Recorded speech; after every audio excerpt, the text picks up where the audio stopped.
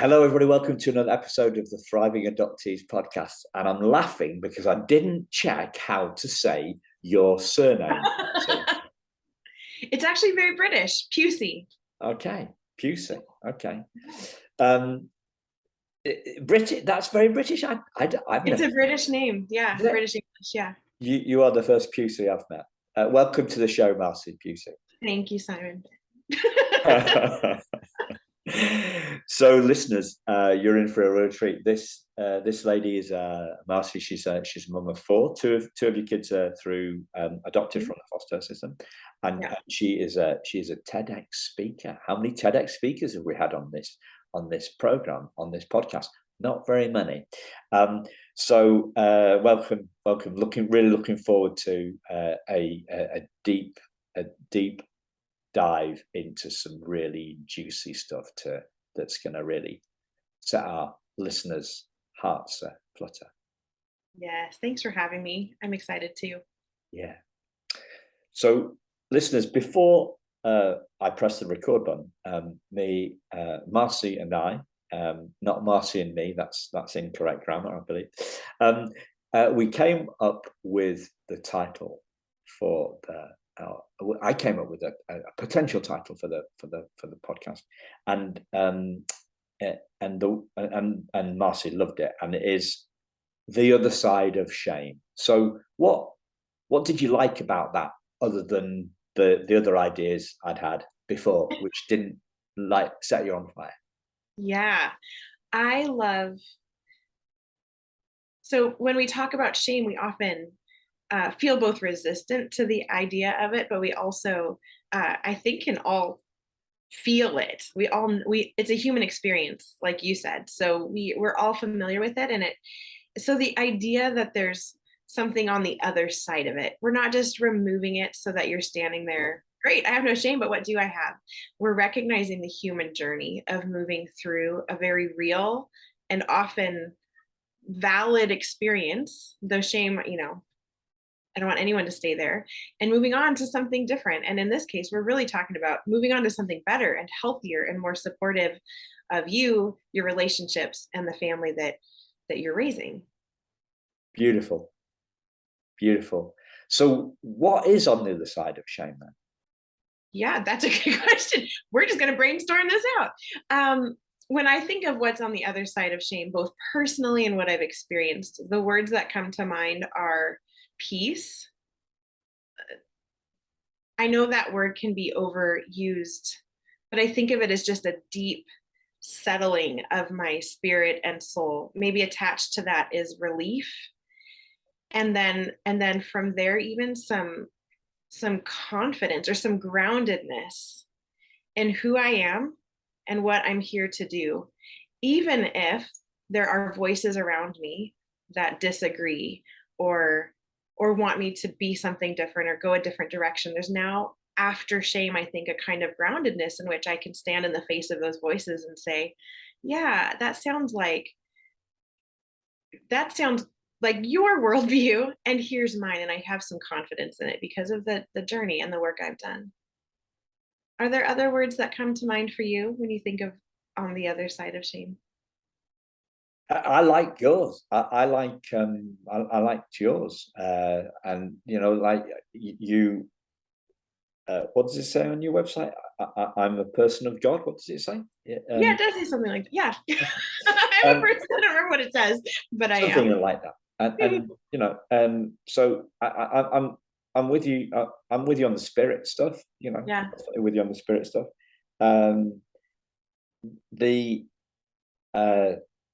I don't know if I've got it here. I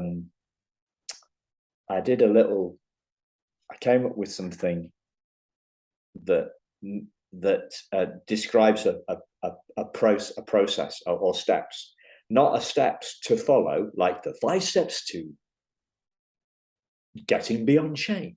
9.99. I'll tell you those 5 steps.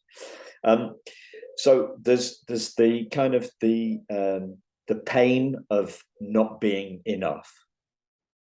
Yeah. There's the relief of feeling sufficient. Okay. And then you're going to love this one. The bliss of being infinite. Wow. Yeah. I mean, don't you think we go through life with shame speaking to us all the time? We may not hear it or recognize it. We live by default so often. But I'm thinking about what you said, the relief of, was it being insufficient or not being enough, this idea. And those are constantly the voices at us. I think we walk around with a fear that we're not enough. And then we're looking at life around us to validate or invalidate that fear. And when we can get beyond shame and we get to experience that relief, that grounding and that confidence that sets in relieves that, right? It's oh, that question, I now have the answer to that question. And it's not that I'm not enough, it's that I wasn't put here to do that, run that lane. That's someone else's lane, and that's okay. I don't have to run every lane. But now I understand what I'm here doing, and or how I'm here to do it, whatever that might be. And there's a settling into who we are that's less about trying to get our validation from the voices around us, the experiences around us, the media, and yeah, kind of a settling into, this is me and this is what I'm here to do. And that's okay. And it's good, even if there's dissenting voices. Yeah. That's hard. So why is this important for adoptive parents to explore? Yeah, this kind of goes back to my own personal journey. I started out with my education in social services and in therapy. So I worked on the social service side before I was ever a foster parent or a mom at all. And I did a number of different things within social services. I worked in group homes, I worked for foster agencies, I worked in therapy offices. So a whole gamut of experiences. And at that point, I saw the need in my community for more foster parents and adoptive parents. And I had all the textbook education, but I had no idea how ignorant I still was. I was very good at what I did professionally. So I think that set me up to think, oh, I'm going to nail this foster parenting adopting thing. And then we got into it and we fostered a number of kids, adopting two of them, like you've mentioned.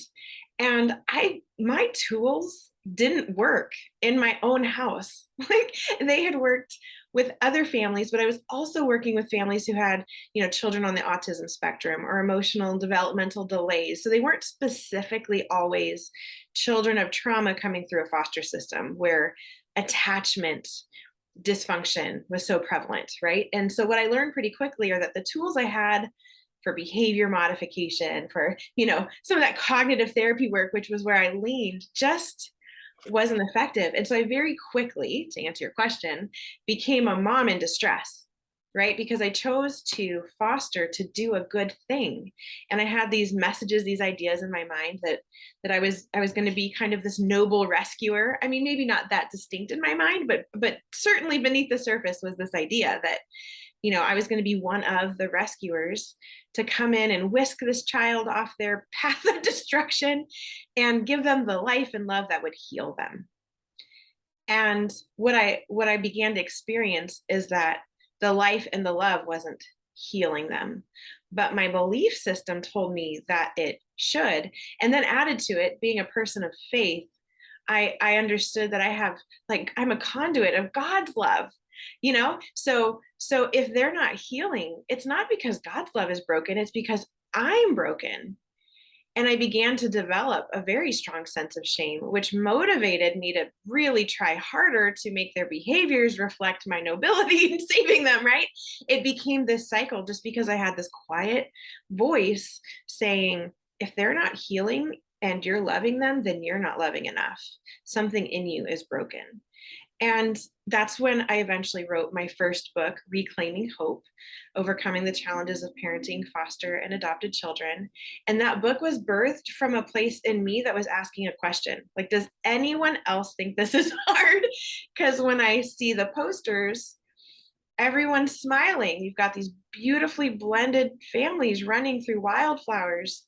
smiling, and my family was, wiping poo off the walls and managing tantrums and taking doors off of bedrooms sometimes. Like it looked and felt so different, and I felt very alone. So all of that to answer your question, why do foster and adoptive parents need to visit this idea? And because I think it's in so many of our experiences. I get feedback all the time from the books I've written from people saying, for the first time, you've put words to my experience. I've never felt so seen as in reading your words. And again, they were just my experience, kind of like, is anyone else? Like, this is really hard. And I came in really educated. Like, so for those sweet, innocent people who went in without all the textbook, their industry experience, professional experience trying, like, I just I just kept feeling for them. So I think there's a lot in our society around the value of parents and what gives them value, distinctly for moms and dads, and sometimes as a unit, that we carry around and bring into that relationship. And unless we're aware of them and confronting them, we will exhaust ourselves, we'll burn ourselves out, and we will be simmering in shame without really knowing what to call it. Okay. Wow, there's so much there. And I have heard the poop on the walls story as well from another foster adoptive mum, Katie Fetzer, and who's been on the show. And if I can draw it to, if I can draw it to why, Yep. drawing on what you said and what she said, and I think it's what she said, right? Because I'm not clearly, well, not clear. I'm an adoptee, not an adoptive. Yeah. So this is how, drawing on the two of you, I would say is our kids have got shame issues. If Yeah. if we haven't resolved our own shame, we're in no place to help them resolve their shame. And on the positive side, which I'm sure you'll take on to, the better shape we're in to the better shape we're in, lack of shame wise or humility wise or whatever we want to call it, or groundedness, the better shape we're in, the further down the further past the shame we've got ourselves, the better placed we are to be the grounded parent that our kid needs to see, because kids do what we do, not what we say. Yeah. And aren't we a kind of stabilizer, or shouldn't we be a kind of stabilizer? So yeah, they came from trauma. Every adoption story has some kind of traumatic event associated, right? Even if you don't, I mean, I know you said, well, it was from birth, right? Or pretty young. And so you didn't have a memory of it until you were told later in life that you were adopted. And still, there was in you an original break from your birth mom and your birth dad. And we would still say, well, that's a traumatic event for a child. And so every beginning that has a break like that has something internal. I remember you saying too, I mean, I don't want to share your story, I'm sure you've shared it here, but there was a moment for you where you felt a lot of feeling around it connected to an experience that you had later, much later in life. I think it was a token, right, that you were able to bring from your birth family. And so understanding that our kids are always going to come to us working out some things, and we are not capable of being the healing agent, but we can be a stabilizing agent, and we can be a supportive person on their path to healing, right? I wanted to control what healing looked like, and I thought I was going to be the source of it, when in reality I was a safe place for them to begin experiencing it in the way they were going to.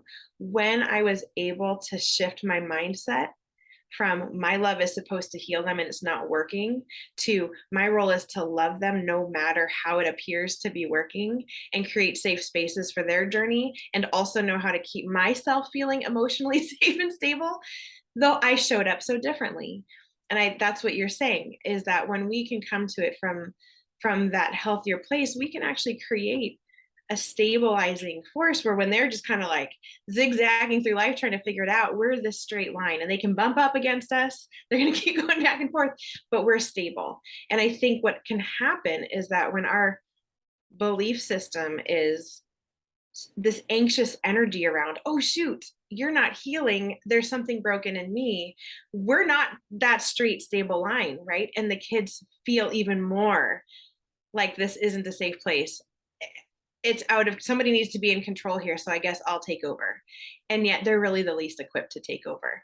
So absolutely, I agree with you that the more we can do our work, with our own expectations, our own thought life, our own belief systems, then we're going to create spaces for them to be able to do that too. So how did the penny drop for you? When did the penny drop? What was the moment when the shift for you occurred? Yeah. There's two pieces to that. One, I was brought up with a belief system that love always looks like sacrifice, even to the point of death, right?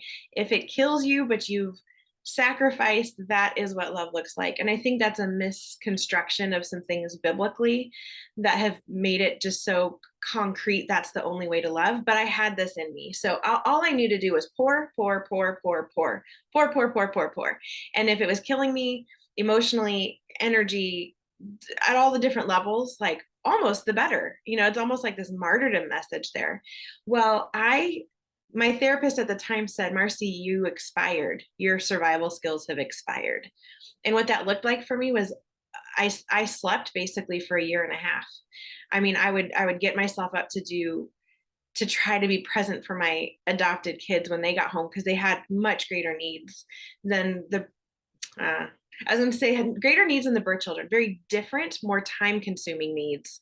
The birth children had needs, and those often get neglected in a home like ours. So we had to shift some energy around to pay attention to that, but very time consuming needs.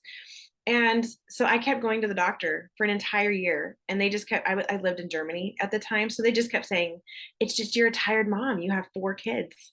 That's too many kids. And I'm like, I've been a tired mom. This feels different. And finally, I got a diagnosis of complex PTSD and couldn't function for a long time, and ended up for a while on an antidepressant that was meant to help bring me back up enough that I could begin to get my feet under me. And I remember starting that medication and thinking, oh, where has this been? Like, I was a bit resistant to it. I'm a therapist, so I'm like, oh yeah, everyone who needs medicine should be on it. But when it came to me, I was like, oh no, I don't need medicine. Oh, I did. I really did. So that was one piece. Like, I literally expired. I was not functioning, and it was the result of the pouring endlessly without caring for myself. It was the result of these messages that were impacting my sense of worth and value. And it was also living alongside the way my particular kids kind of re-manifested the trauma they experienced, right? They had been in foster, we got them at 8. So they had been through multiple homes, lots of chaos, and all they felt comfortable in was chaos. And so they would create it sometimes.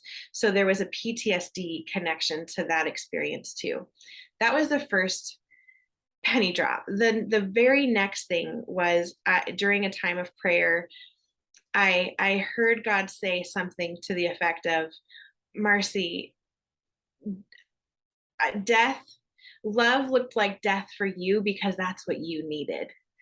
You needed, like, I demonstrated my love through death because that's what you needed. But your kids do not need a dead mom. That is not love.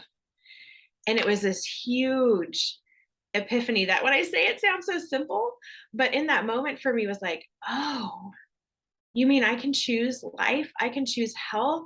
I can choose my own safety. And that can be a demonstration of love to these boundaries, can be a demonstration of love to these kids. Like, it just wasn't even in my framework to have seen that. It was just keep pouring, keep pouring. So I think the expiration of my survival skills and this diagnosis, that was important to recognize. And this shift in my thinking from the only way to show love is to just keep showing up and giving and pouring at the neglect of my own soul, spirit, body, mind, whatever it is, was huge, huge, huge, huge pivotal moment. Because then I began to, oh, well, then what is love? What does that look like for them? And I got to show up very differently as a result. Wow, there's so much there. I'm a bit gobsmacked. How do you say that? Where do you go with that one then, Simon? Okay. I think this is huge, and I didn't, the enormity. I don't fully grasp the enormity of it. What I did kind of come up with listening to you was like, people talk about self-care and then they talk about, having a bath and bubble bath, and I'm when people say that to me, self-care or retail therapy, right, or comfort eating, I just go, are you off your head? Bubble bath, right? So on one hand, we've got these huge epiphany moments for you, Yeah. and on the back of, well, in terms of the doctor's support, first off, a complete misdiagnosis, for a year or so, right? Yes. Yeah. So we trust the people in authorities, Yeah. and we think they're going to get it right. Well, they don't always get it right, do they? They miss this with you for a year, and then and then it'll all change. So self-care is not, it's not 10 things that you can write down on a web page that starts with bubble bath. It's just like, we have to find some time, space, support, something to get us to this, to these, we have to hang out at the bus stop for epiphanies, right? We have to hang out at the bus stop for insights. And I haven't said this for a while on the podcast, but the good news is, listeners, that you are already doing it.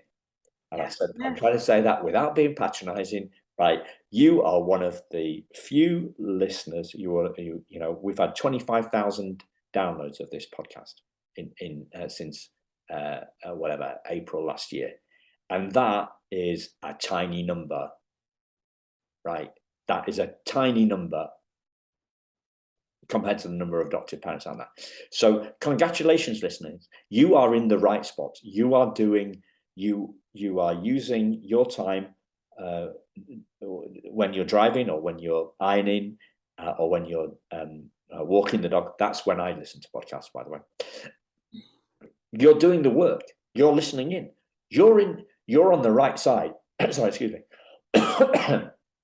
You are in the right place to move beyond, towards the other side of shame.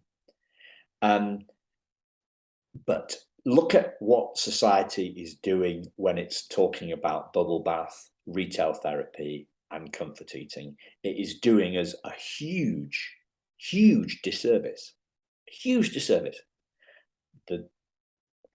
I love going deep on this podcast, and I know that most people, that's probably why we've only had 25,000 listeners, because most people don't want to go deep. But going deep is, for me, the epitome of self-care, and going deep is where the epiphanies happen, and the epiphanies change our world. 100%.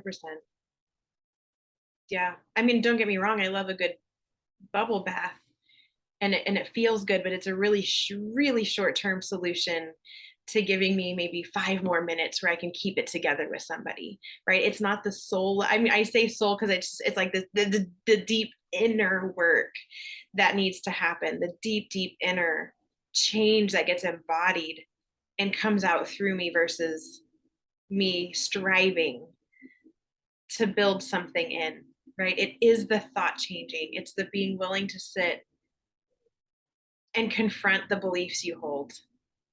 It's slowing down, and we're not good about that.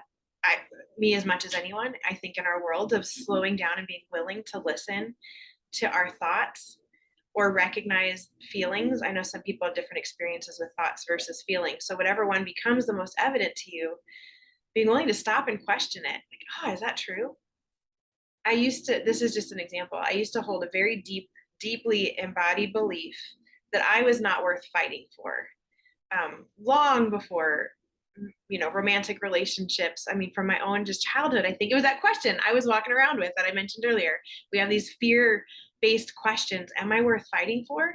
And life seemed to show me that no one around me was capable of doing that good work. And so then I internalized that as, oh, because I'm not worth it. And then I ended up in some really other traumatic life situations, in marriage specifically, where that message could have consumed me. And all of a sudden, because I was doing some good work with therapy and with healthy friendships, I was able to stop and say, is that true? And I now, and it turned into a new message. I didn't even really have to make it a new message. Sometimes we'll sit down and actually write out new messages. I think there's a benefit, but this one morphed for me. And it became, I am worthy of fighting for, but some people are not capable of fighting for worthy things. Tremendous. Like when I think of self-care as in the way that you're describing it, it's being willing to face those moments and allow a new message to come forth. And it can be uncomfortable. It can feel like a comfy blanket that we've carried our whole life long, that even though it's abusive to us, the message, it's familiar, it's predictable, it's been with us, linked arms with us our whole lives. And it can be really difficult to look it in the face and say, you've been lying to me. There's something better, and there's a better way. And every time I've been confronted with that voice and that message and the discomfort of letting it go, wow, my ability to show up with that peace, that relief, that grounding kind of confidence was the result of letting myself see something more truthfully. And I mean it truthfully. It is true that you are worth fighting for. And probably you have faced people in the world who did not demonstrate that, didn't validate that truth. That was their mistake. That's their life journey. It doesn't actually impact your worthiness to be fought for, to be loved, to be valued, to be accepted. That's self-care. I want to do it. I want to go because I was the one that came up with the self-care thing. So I'm gonna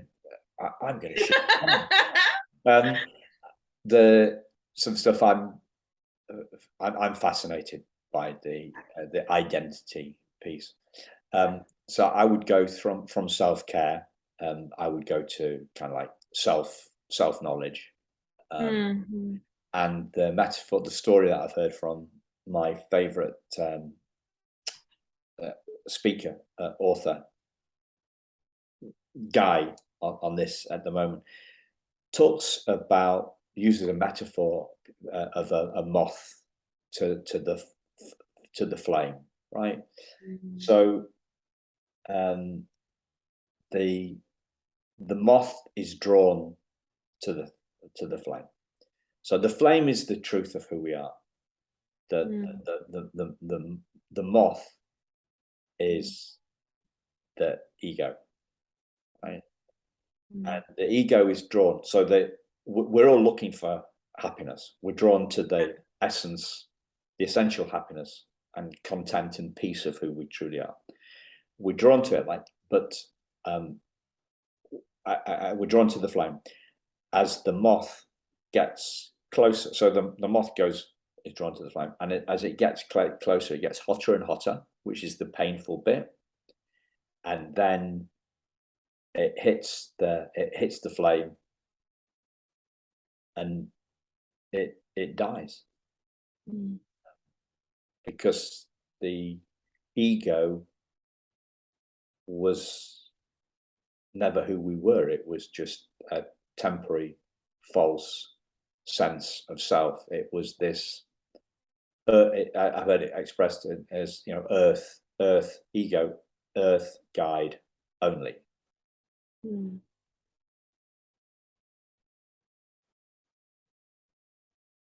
And we reunite with who we truly are. So I guess from a religious perspective, I would see that as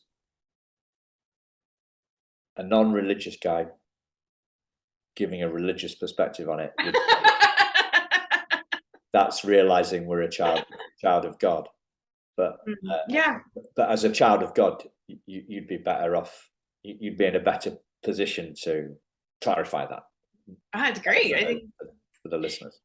yeah, and I mean I think that's great. I think it is a not just a reconnection, it's an acceptance of who we've been made to be. And I kind of love the idea of all that's left in your metaphor is the flame. Like there's so many good images around light and dark, and how a little tiny flame can light up a dark space quite significantly.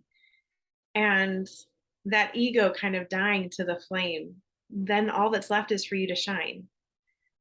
And there's a kind of humility that comes with it too, right? I've been talking about grounding confidence, but it's not one that increases the ego. It's one that just more settles into who I am and what's okay for me. You know, if I go back to my idea around love needed to look a particular way, I was able to settle into like, what does love look like for me to give it naturally and organically? And absolutely, I want to know how they receive and experience love, but is there a healthy, can I say, yeah, you can have a tantrum right now for 30 minutes. I'm going to set a timer. I'll sit with you for these 30 minutes. And when the timer goes off, I am still going to love you.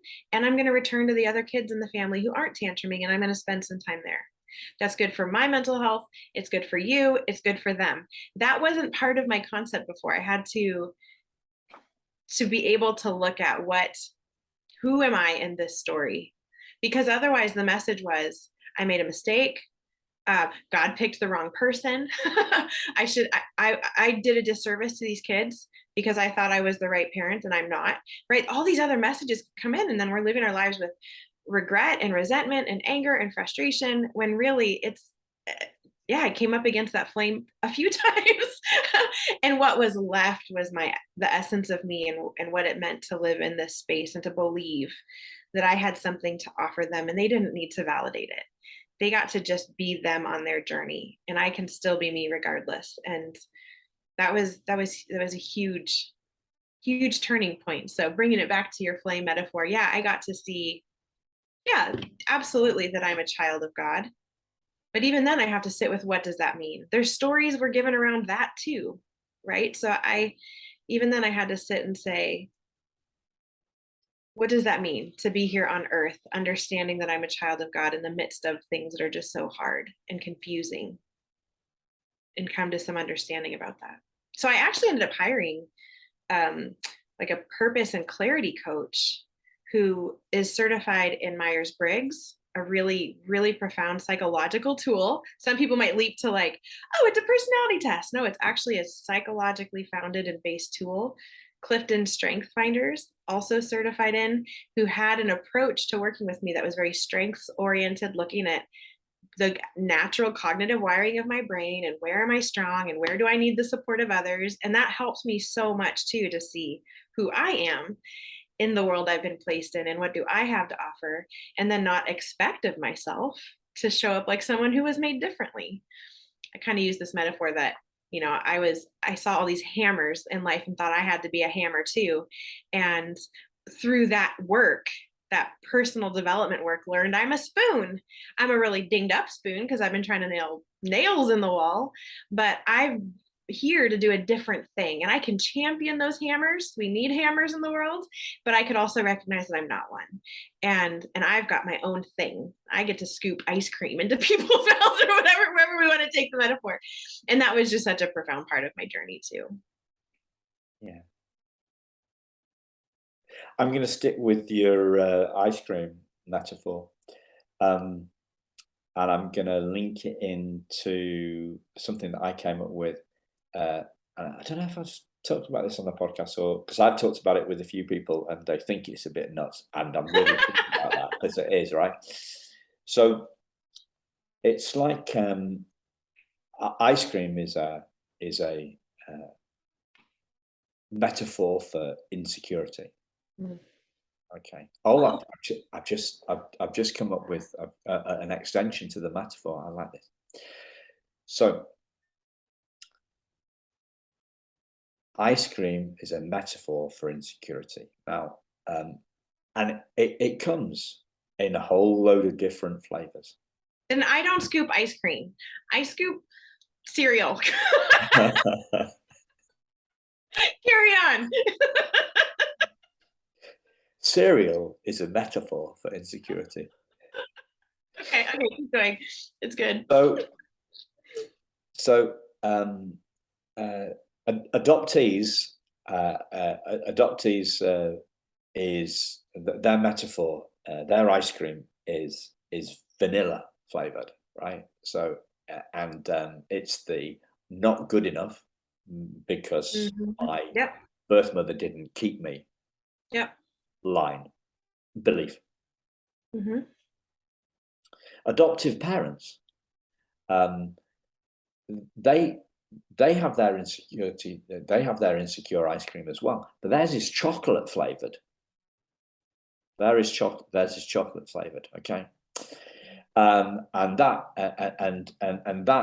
from what I can gather, it has the not good enough. You know, not a good enough adoptive parent, or you know, for ones who haven't been able to have kids, biological kids, it's the, you know, I didn't I didn't give birth to my own child. I wasn't woman enough to do that. So that it has it, but basically it's and then outside of the adoption world, the regular bio parents, that they have bio parents or adult, anybody, right? Adults, men have strawberry flavored insecurity, which is usually to do with the amount of money they've got, or how good they are at golf, or their career progression, and as a mass generalization, and women have a mint chocolate chip flavored ice cream, which is often to do with body shape. But these are all the same things. It's insecurity in 4 different flavors. So what we need to do actually is to bring this ice cream out of the freezer, talk about it, and that talking about it melts the ice cream, and if we keep the conversation going, the ice cream turns from ice cream into a puddle, and eventually it evaporates, and we find there was nothing there. It's good. And I like mint and chip, but not as a metaphorical ice cream. I love how your mind goes to really the annihilation of the insecurities or our ego. In both metaphors, they die, they disappear, they're no longer part of us. And I love that, and I appreciate it. And I think it's part of the life journey, right? We'll go, wow, it evaporated, yay. And then we open the freezer and we're like, oh, there's another whole bin.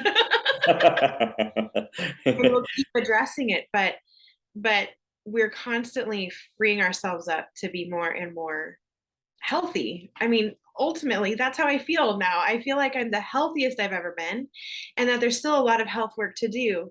And that's okay. And that is part of the life experience. And so I think there's a message there too, to listeners, to me, to you, to give ourselves permission to be human and to be on a lifelong journey with these things, to celebrate the wins.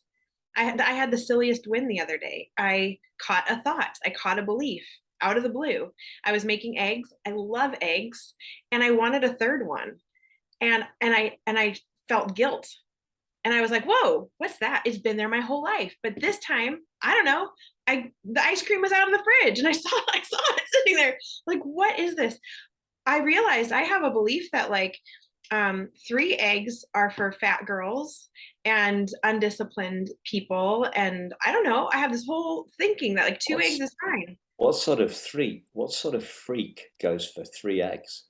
That's the thing I had. I was like, a third egg? That's when I'm really splurging. You don't deserve that. You And don't, if I really only, don't. and if I only ate eggs all day, like let's say that's all I ate, I would still have this little guilt feeling that would pop up over a third egg. I don't know exactly what it goes back to. Maybe years of work, like you said, the mint and chip, right? Like I'm working on my weight, my body. I've always been thicker than the American view of women, or Western even in some ways. And so I counted calories a lot younger, and probably somewhere in there somebody said something or I read something, but I just really took it and I've brought it into my healthier adulthood, and I've made all this progress. And then all of a sudden I have this moment where I'm like, why can't I have a third egg? And it just keeps following me in a positive way now, though, because I captured it, right? The ice cream's melting right in front of me, where I'm like, that's kind of actually stupid. It's literally 80 calories. And if I'm counting calories, then I don't eat something like it's not. But it was such a fascinating moment where I was able to be slow enough in the cooking of breakfast to recognize this feeling. For me, first it was this guilt. I was like, oh, what's that? That's been there the whole time, but now I'm going to pull it out and look at it, and then untangle it and look at it realistically and more truthfully. I kind of said that earlier too, more truthfully. Do fat girls have 3 eggs and thin girls eat 2? Like, no, that's not how it works. But I had this system that had built in. And now, right now, today, I'm healthier than that day because I was able to take one silly little thought, and it is silly in the scheme of the things we've talked about. Like complex PTSD and expiring survival skills and epiphanies. Like, it's this tiny one, but all of them move us forward into a better next moment. No. Sorry about that. Have you heard of post-traumatic growth? I have heard of post-traumatic growth. I love it. Yeah. So why do you think we don't hear about post-traumatic growth? Why is it all about post-traumatic stress and nothing about post-traumatic growth? Why do people not talk about post-traumatic growth? I haven't been asked that before, but I have an answer that pops to mind. And I think it's that we are so focused on survival. And that's what we're wired to do. Our brains are so survival oriented. And we've had, like, globally and nationally, a lot of threats to our sense of survival. And threats to our survival are not just physical, though we've had plenty of those too, right? We've had legitimate threats to our physical survival, but belonging and identity is another sense of threat to our survival. We don't talk about that either, but our mechanisms can be triggered in the same way if our identity and our sense of community and belonging are threatened. So I think we've been in survival mode for so long that we hit a ceiling of like, I've arrived if I've survived. Whereas post-traumatic growth says, but there's more. What if you're better for the experiences that you like? What if you don't just bounce back? What if you bounce back and you're better, you've grown, you're healthier? And I hope that the reason we're beginning to be able to talk about post-traumatic growth is because some of us are seeing beyond survival and bringing like you just did, bringing the conversation to the surface, so that the rest of us who've been like, I'm literally living a minute by a minute, a day by day, can hear, like, that's so good. Survive. We're all for survival, but there's more. There's more. What if this survival experience actually shapes you into something even more beautiful? And I don't want to say purpose, because I don't think our purpose changes, but like your sense of what you can contribute to the world as a result of the surviving can actually impact others, and we can ripple out. Now I'm going to get big, right? Ripple out into the world to make a difference because of what we've experienced versus just, am I still alive and functioning today? That's my immediate thought to why we haven't talked about it that much. Okay. Great. I asked one of my mentors a similar question, and it was why do editors scaremonger? Okay, so why do editors of newspapers scaremonger? And it's the same, essentially the same question that I asked you, and obviously social media algorithms. Why do social media algorithms terrorize us? So, and she came back saying, well, editors know it sells newspapers. So and it's because we're focused on survival. So we see a headline that scares the bejesus out of us. And our mind says, there's some danger here, you better pay attention, and reading this article is going to help you survive. So the media feeds into because they're humans as well, and humans that want to survive, and surviving means keeping their job.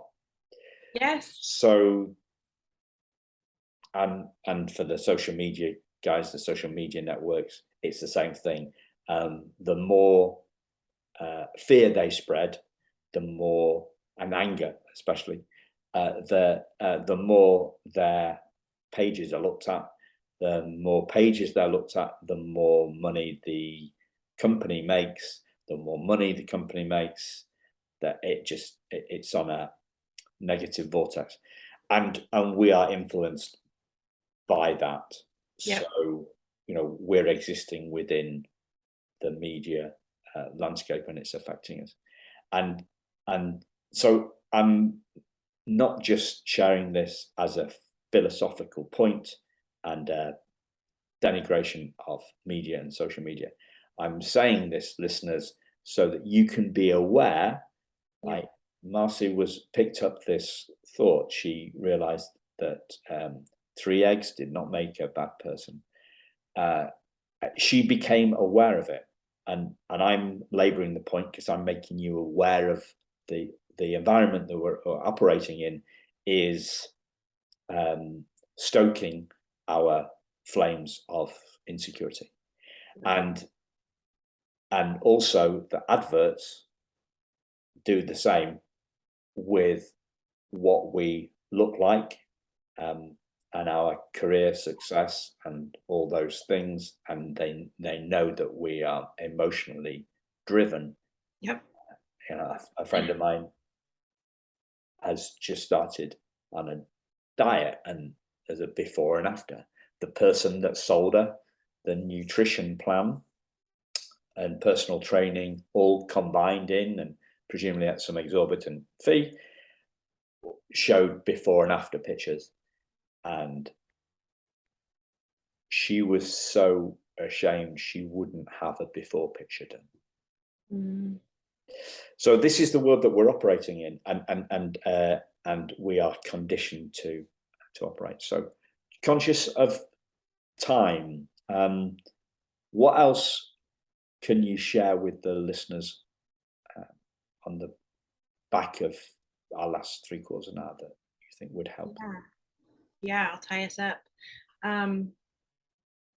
We can probably even develop feelings of shame around having shame. Maybe someone's listening going, oh man, I recognize that I have thoughts or feelings and I haven't slowed down to listen. Oh, more shame. No. What I hope that you leave with today, if nothing else, is an awareness that you've been lied to a lot in life, messages that came to you, beliefs that you took on. And as Simon was just saying, we've been fed a lot of those. So just feel so good that you showed up here today. Like Simon said, you're doing the work, you're learning, you're wanting to understand and grow. And that is huge. And it's a journey. We're never going to arrive, but I think we can link arms. I'll use that again, link arms together, kind of like my book, that first one. Like, anyone else think this is hard? Yeah, let's just say it is. And that doesn't make it bad. Just because it's hard doesn't make it bad. Just because it's heavy doesn't mean you're not strong. And so let's come together and remind ourselves collectively of what's true and why this work of parenting and healing is such a worthy work and a valuable work.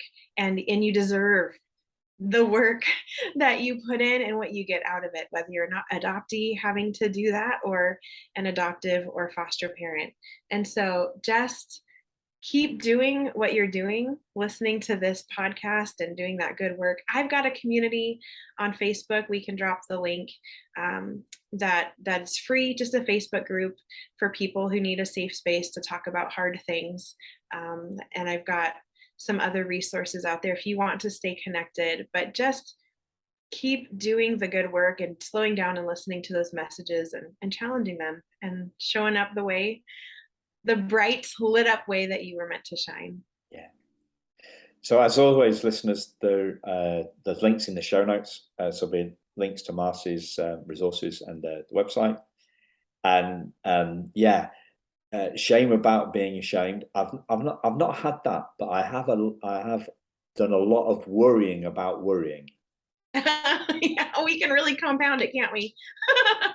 And as one of my mentors says, well, we become a moron, right? We have more on our mind as the worry and the worry compounds up. But I'm going to leave you on something that I came up with over the weekend, actually, in my book that I write down the insights that I have. The world's conditioning does not change our condition. Yep. Oh, that's good. The world's conditioning, so the stuff that we pick up from the world, doesn't change the essence of who we truly are. So how that works with the light is the world is dark, but the light is the candle is still light. The world's darkness doesn't affect the candle. And this works, right? So if we open a cupboard that's dark, the darkness doesn't rush out and make the room dark. The light rushes in and makes the cupboard light. I love that. That's so good. Thank you, Marcy. Thank you. This is so wonderful. I appreciate it. Thank you, listeners. We'll speak to you very soon. Goodbye.